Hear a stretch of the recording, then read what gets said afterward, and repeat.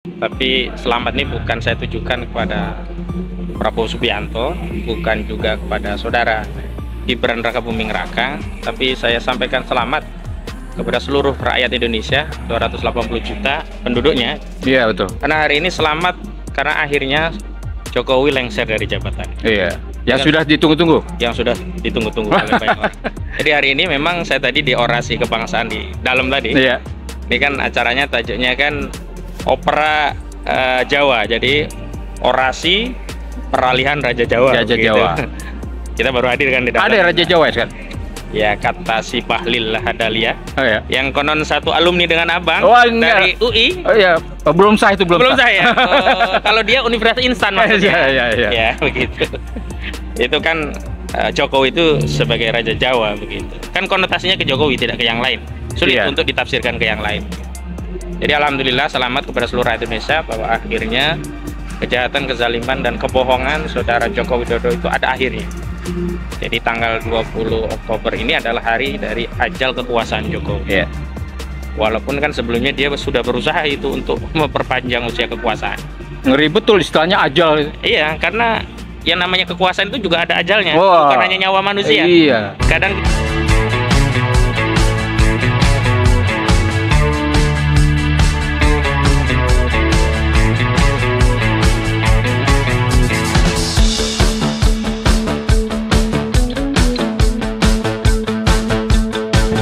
Assalamualaikum warahmatullahi wabarakatuh. Waalaikumsalam warahmatullahi wabarakatuh.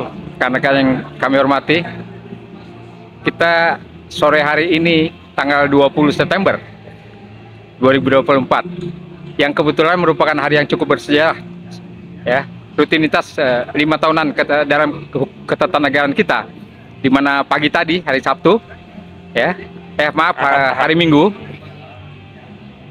telah dilaksanakan pelantikan presiden yang baru yang terpilih, yaitu Bapak Prabowo Subianto dengan wakilnya Gibran Rakabuming Raka. Untuk itu pada kesempatan ini saya berjumpa dengan rekan saya yang sudah tidak asing lagi, yaitu Advokat Qosiduddin. Kebetulan kita satu profesi gitu ya. Ya, kadang-kadang ketemu di pengadilan begitu. Nah, kita ketemu di pertemuan ini, kita manfaatkan kesempatan ini untuk bincang-bincang dengan rekan Qosiduddin. Jadi Bro Hosi, pagi tadi ya kita baru sama-sama menyaksikan pelantikan presiden terpilih, presiden yang baru, yaitu Bapak Prabowo Subianto, menggantikan presiden yang lalu yang 2 periode, yaitu Bapak Joko Widodo begitu. Nah, fenomena ini yang katakanlah merupakan hukum sistem ketatanegaraan yang rutin 5 tahun sekali kita adakan, di mana sebetulnya ada harapan-harapan apa kita sebagai wakil rakyat Indonesia gitu ya terhadap kepemimpinan Prabowo Subianto ke depannya ini, minimal 5 tahun yang akan datang, dan katanya didampingi oleh Rakabuming Raka ya, seperti itu. Nah, pasangan ini kira-kira idealnya seperti apa, dan apa kira-kira kemungkinan-kemungkinan yang terjadi terhadap Rakabuming Raka ini, di mana yang bersangkutan ini sekarang ini banyak pihak yang menggugat beliau ya terhadap kinerjanya dan bukan kinerja tapi katakanlah keberadaan beliau selama ini, di mana yang agak ramai ini kasus Fufu Fafa gitu kira-kira, karena postingan-postingan beliau yang dianggap tidak layak, tidak mumpuni gitu di dunia medsos, seperti itu dilakukan di dunia medsos. Tanggapan rekan Kosi seperti apa terhadap hal ini gitu? Baik, yang pertama di hari Ahad tanggal 20 Oktober 2024 ini saya hendak menyampaikan ucapan selamat. Ya. Bukan kepada, dipegang ya. Ya. Jadi yang pertama saya hendak menyampaikan ucapan selamat, tapi selamat ini bukan saya tujukan kepada Prabowo Subianto, bukan juga kepada saudara Gibran Rakabuming Raka, tapi saya sampaikan selamat kepada seluruh rakyat Indonesia, 280 juta penduduknya. Iya, betul. Karena hari ini selamat karena akhirnya Jokowi lengser dari jabatan. Iya. Yang sudah ditunggu-tunggu. Yang sudah ditunggu-tunggu oleh banyak orang. Jadi hari ini memang saya tadi di orasi kebangsaan di dalam tadi. Iya. Ini kan acaranya tajuknya kan opera Jawa. Jadi orasi peralihan Raja Jawa. Raja begitu. Jawa. Kita baru hadir kan di dalam. Ada Raja Jawa kan? Ya, kata si Bahlil Lahadalia. Oh ya. Yang konon satu alumni dengan abang Oh, enggak. dari UI. Oh iya, belum sah itu, belum Belum sah. saya. Kalau dia universitas instan maksudnya. Iya. Ya, begitu. Itu kan Jokowi itu sebagai Raja Jawa begitu. Kan konotasinya ke Jokowi, tidak ke yang lain. Sulit Iya. untuk ditafsirkan ke yang lain. Jadi alhamdulillah selamat kepada seluruh rakyat Indonesia bahwa akhirnya kejahatan, kezaliman dan kebohongan saudara Joko Widodo itu ada akhirnya. Jadi tanggal 20 Oktober ini adalah hari dari ajal kekuasaan Jokowi. Iya. Walaupun kan sebelumnya dia sudah berusaha itu untuk memperpanjang usia kekuasaan. Ngeri betul istilahnya ajal. Iya, karena yang namanya kekuasaan itu juga ada ajalnya, Wah. bukan hanya nyawa manusia. Iya. Kadang kita kan menganggap yang berkaitan dengan ajal kan hanya nyawa. Beruntung amat ya ajalnya jadi dipaksa ya. Iya. Jadi dipaksa tarik. Padahal ada ajal kekuasaan. Ajal kekuasaan. Dan kenapa saya sebut ini ajal dan lengser? Karena kan sebelumnya dia minta 3 periode, Waduh. minta tunda pemilu. Waduh. Tapi akhirnya alhamdulillah upaya itu semuanya gagal total dan kita mendapati hari ini saudara Joko Widodo Iya. itu lengser dari jabatannya. Jadi alhamdulillah kita bersyukur dan saya ucapkan selamat kepada seluruh Iya. rakyat Indonesia. Selamat. Ya. Yang kedua, ini bicara tentang harapan gitu. Sebelum sampai bicara tentang harapan, saya juga menyampaikan rasa bela sungkawa yang sedalam-dalamnya. Iya. Prihatin, sedih, ya ada marahnya juga. Kenapa? Ya tadi, karena pada akhirnya Fufu Fafa yang kita harapkan dibatalkan pelantikannya Iya. karena dia tidak memenuhi syarat sebagai calon pemimpin republik ini. Karena kita tahu abang kan juga bisa baca Iya. Undang-Undang Nomor 7 2017 tentang pemilu. Iya. Di syarat untuk menjadi calon presiden dan wakil presiden itu kan di 169. Ada ABCD sampai Q ya. Sampai Itu Q. kan huruf E kan harus sehat jasmani Sehat dan jasmani, rohani. rohani.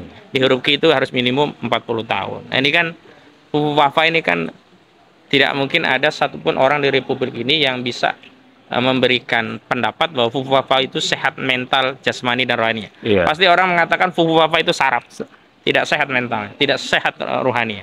Iya. Kalau orang dalam keadaan normal nggak mungkin keluar statement Iya, yang luar biasa. postingan tersebut juga diakui oleh adik kandungnya loh. Nah, makanya itu. Nah, saudara Roy Suryo sudah mengatakan 99,9% bahwa itu benar postingannya. Betul. Seperti itu.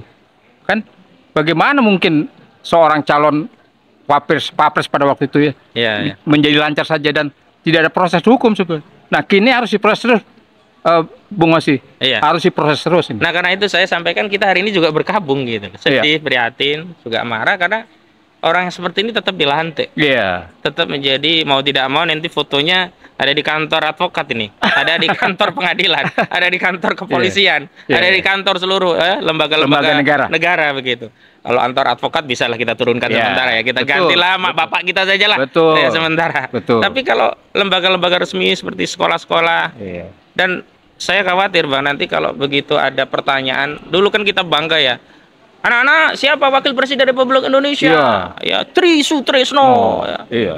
Paling tidak Harmoko atau paling tidak siapa begitu. Begitu hari ini Ada nanti Malik pada waktu itu. Iya, ada Malik. Sekarang ada pelajaran. Anak-anak, siapa wakil presiden Republik Indonesia saat ini? Fufu Fafa. Coba bayangkan. Wah, iya. Jadi Coba bayangkan. jadi guyonan tuh. Guyonan nasional. Kalau dalam sikap batin sebagai seorang negarawan ini bukan guyonan tapi Nah. kesedihan, kepedihan dan satu apa ya, keprihatinan yang luar biasa. Ketidakpatutan yang pasti. Iya, kita prihatin Republik dengan 280 juta penduduknya yang di dalamnya ada namanya Juju Purwantoro SHM gitu. Kok wapresnya Fufu Fafa Oh, begitu. Bapak. Iya, iya. Tersinggung nggak? Ya, Iya. Bang Juju. Ya pastilah. Tersinggung lah. Yang di atas Baru saya Bang juga. Juju Oh, yang seperti iya. ini aja tersinggung, apalagi banyak profesor. Apalagi banyak doktor. profesor, banyak dokter. Tapi orang-orang ada pintar. satu dokter yang saya kira dia tidak akan tersinggung lah. Ya. Dr. Bahlil Lahadalia. Oh, baru kemarin tuh. Lah, iya. Baru kemarin Dia nggak akan dinyatakan tersinggung. lulus. Iya, dia bersyukur. Fufu Dari Fafa kampus jadi saya dokter. lagi. Nah, dan ini akan ditindaklanjuti, akan diproses oleh forum Iya. dokter di UI.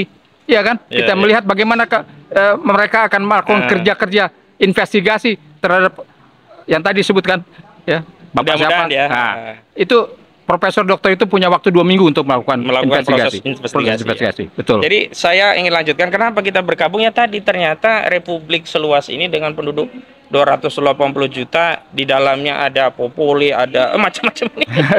Ternyata kita punya wapres Fufu Fafa. Iya. Jadi kan prihatin kan Bang. Ini Sangat. bergabung lah. Sangat. Karena itu saya kira persoalannya hari ini kita sebelum ya menilai apa komitmen saudara Prabowo, kita masih akan kejar terus persoalan tentang tadi Jokowi yang bermasalah secara hukum, yang kita akan terus kejar meskipun dia lengser. Justru ini adalah kesempatan untuk memproses hukum pasca kekuasaannya tidak. Yang kedua, ya Gibran ini harus tuntas.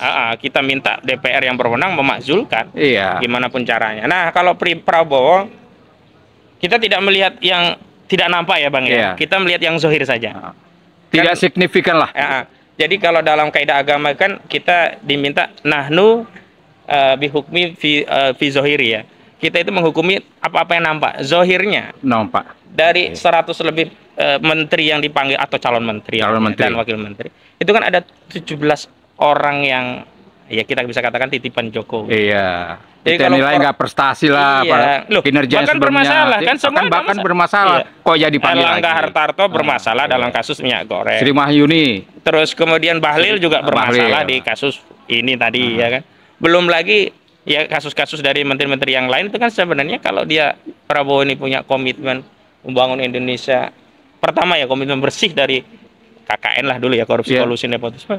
Ini orang-orang ini harusnya tidak masuk bursa lagi. Dan kita heran menteri yang cukup penting di dalam perekonomian negara itu yaitu Sri Mulyani, Dr. Sri Mulyani. Beliau sudah 3 periode. 3 periode tidak menunjukkan prestasi apa-apa. Dipakai lagi. Nah, kan begitu. Yang ada adalah kita menambah hutang. Iya, saya yakin. Hutang terus. Iya. Saya yakin walaupun calon menteri ini katanya kan rencana mau dibawa ke Akmil ya, ke Magelang. Mau diorientasi ya.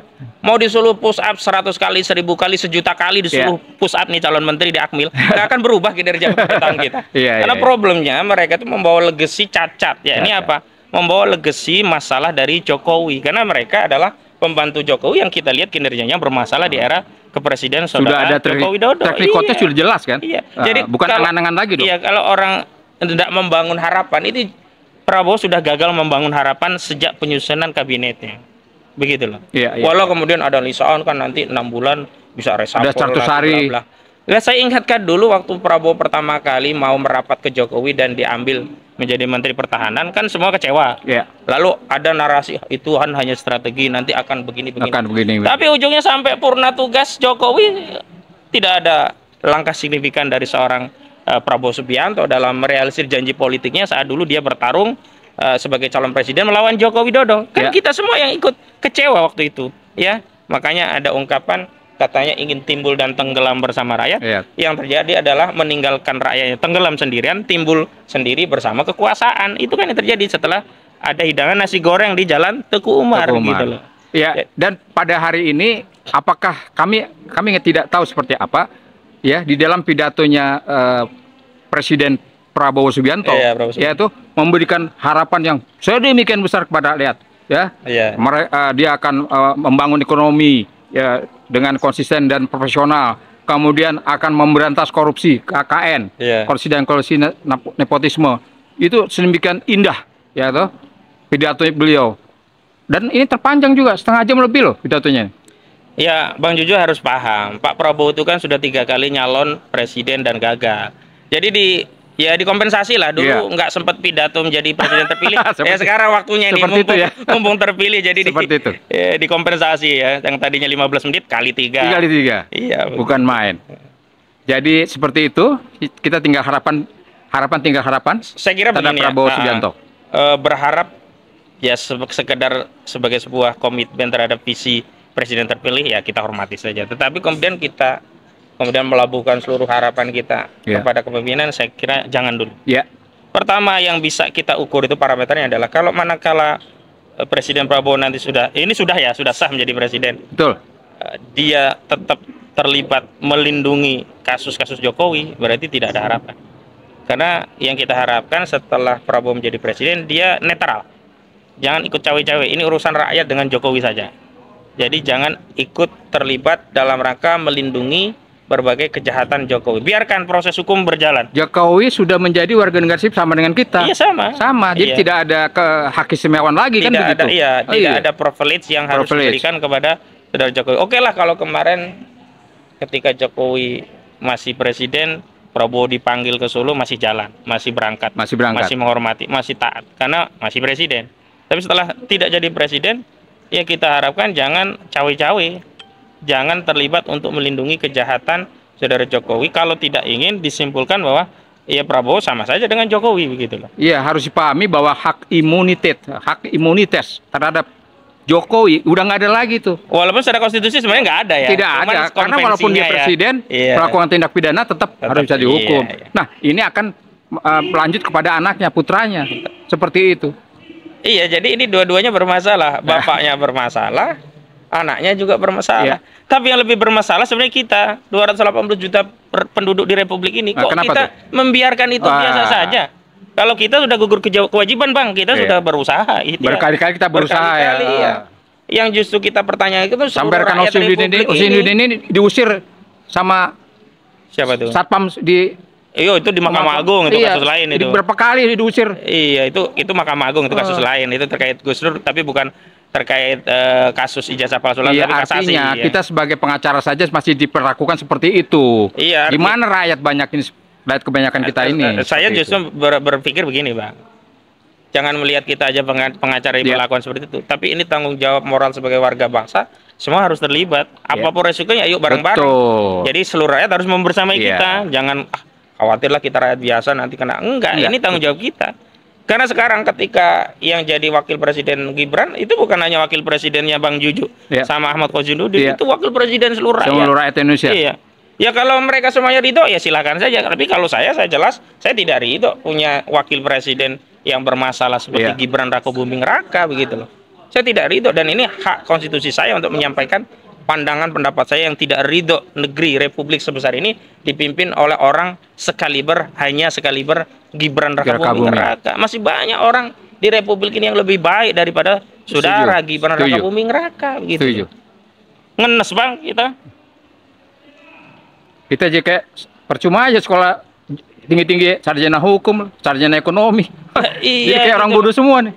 Lalu kita dipimpin orang yang mohon maaf akhlak moralnya, dan dalam konteks orang-orang yang ini ya, torikoh itu ya, akhlak itu lebih utama daripada ilmu. Ilmu segunung, akhlaknya rusak. Lah ini ilmu sudah kacau, akhlak juga tak bermoral, kan kacau Republik seperti ini dipimpin oleh orang seperti itu. Nabi kita kan akhlak suatu negara tergantung penguasanya.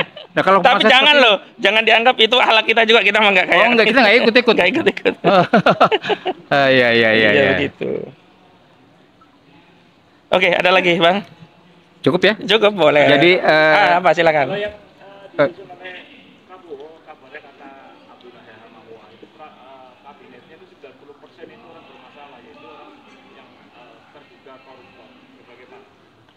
Ya tadi kalau pendapat saya tadi sudah disinggung rekan saya Pak Khosi, itu dengan diajukannya kembali ya sekitar 15 menteri lebih begitu kabinet yang lalu, itu tidak semua juga bersih gitu, kita lihat gitu, kita indikasikan seperti itu. Nah ya kita berharap tentu dengan periode yang akan datang ini mereka tidak bisa cuci tangan begitu saja, tidak bisa goodbye begitu saja ya dengan kasus-kasusnya. Kita berharap tetap diproses. Jadi Pak Prabowo dengan kabinet yang baru ini tetap orang-orang yang kita anggap bermasalah, berindikasi masalah, harus proses hukum harus tetap berjalan. Begitu nggak rekan Kosi? Iya, makanya tadi saya Rozoir kan kita tidak melihat apa nanti di balik itu 6 bulan akan reshuffle, nanti diganti orang-orang khusus. Itu kan kita hanya diberikan narasi. Bahkan kalaupun itu janji, ya kita tidak bisa percaya karena yang kita lihat sekarang zohirnya ada 17 menteri itu orang-orang Jokowi yang memang terindikasi bermasalah. Tito Karnavian ya tadi, siapa namanya yang saya sebutkan tadi, Bahlil Lahadalia, Erlangga Hartarto. Kemudian Zulkifli Hasan, sekteknya Jokowi dulu siapa namanya, Pratikno. Ini kan bermasalah semua gitu loh. Jadi Prabowo ini gagal mengawali narasi harapan bangsa itu dengan menghadirkan orang-orang yang tidak memberikan hope, tidak memberikan harapan kepada kita, bahwa itu memenuhi ekspektasi dan harapan lingkaran kekuasaan. Iya, karena itu adalah kabinet kompromi, bagi-bagi kursi. Terlihat itu ada 2 skema ya cara Prabowo membagi kursi. Yang pertama melakukan apa yang saya sebut dengan partisi, yang kedua ekstensifikasi. Partisi itu adalah memisahkan kementerian tertentu agar ada jabatan tertentu yang bisa dihadiahkan kepada koalisi mereka. Misalkan dulu Menko Polhukam, Menteri Koordinator bidang hukum, politik hukum dan keamanan itu kan jadi satu. Sekarang dipisah. Menteri Politik Hukum Keamanan sendiri rencananya katanya akan dijabat Budi Gunawan katanya. Yang kedua Menteri Koordinator Bidang Hukum sendiri rencananya ada kan di Yusril kan. Ini kan hanya bagi-bagi jatah menteri dengan modus melakukan partisi pemisahan. Padahal dulu kan menjadi satu kementerian koordinator kan lebih hemat. Ya, sekarang kan harus 2 nomenklatur anggaran juga, Bang. Jangan lupa itu Pratikno tuh yang bekas mantan rektor UGM itu. Dia masih bermasalah itu dengan jasa palsu Jokowi. Betul. Itu nggak pernah berkomentar, tidak pernah bereaksi. Iya, ya jangan-jangan dia desainnya ya. Yang kedua, misalkan dia melakukan ekstensifikasi dengan membentuk kementerian baru dalam rangka untuk memenuhi janji politik Prabowo seperti Menteri Koordinator Bidang Gizi kalau nggak salah ya, yang katanya akan dijabat rencananya nih ya, belum tahu nanti hari ini atau besok mau dilantik menteri. Ya kalau nggak malam ini. Malam ini kalau nggak besok pengumuman dulu. Katanya Zulkifli Hasan kan jadi Koordinator Bidang Gizi. Ini kan pembentukan kementerian yang diperluas atau diekstensifikasi dalam rangka untuk ya bagi-bagi kursi juga. Ya negara-negara contohnya negara-negara besar Amerika, Cina sekalipun ya. Itu kan kabinetnya ramping. Kabinetnya ramping banget. Tidak sampai 30 orang itu sudah sampai. Lah Indonesia, waduh. Ini kalau nggak salah bisa 50-an lebih nanti. Iya. 50 atau berapa. Tapi ya kita tidak tahu nanti definitifnya kan kita masih tunggu pelantikannya oleh Prabowo. Tapi yang jelas tanggapan kita terhadap apa yang disampaikan oleh Pak Abdullah Mahua. Ya kalau beliau mungkin punya data yang lebih rinci lagi sehingga lebih tidak punya harapan lagi kalau dengar data beliau. Saya ya tanpa data beliau saja saya tidak punya hope terhadap kabinet yang ada hari ini, apalagi kalau tahu data rincian yang dimiliki oleh Abdullah Mahua yang notabene beliau mantan penasehat senior KPK. Kita, mantan penasehat KPK kan begitu. Tentu mempunyai data yang lebih valid ya, lebih detail. Demikian saudara-saudara bincang-bincang ringan saya dengan rekan saya Hosinuddin. Insya Allah ya lain waktu kita dapat berjumpa dan berbincang lagi, disambung lagi. Demikian, wassalamualaikum warahmatullahi wabarakatuh. Terima kasih.